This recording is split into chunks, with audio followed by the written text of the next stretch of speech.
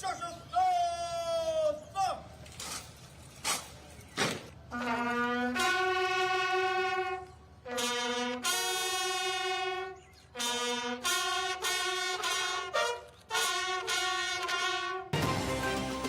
মহান স্বাধীনতা দিবসে জাতির শ্রেষ্ঠ সন্তানদের স্মরণ, জাতীয় স্মৃতিসৌধে রাষ্ট্রপতি ও প্রধানমন্ত্রীর বিনম্র শ্রদ্ধা।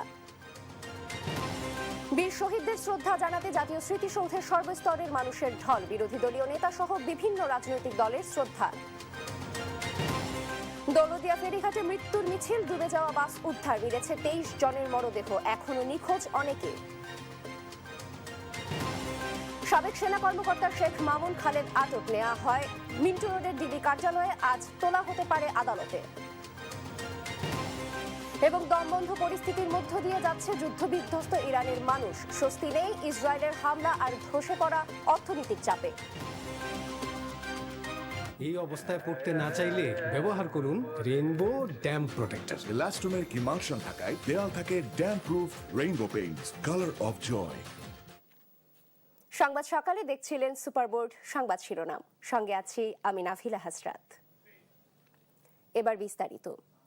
মহান স্বাধীনতা দিবসে জাতির শ্রেষ্ঠ সন্তানদের প্রতি শ্রদ্ধা জানিয়েছেন রাষ্ট্রপতি মোহাম্মদ শাহাবুদ্দিন ও প্রধানমন্ত্রী তারেক রহমান।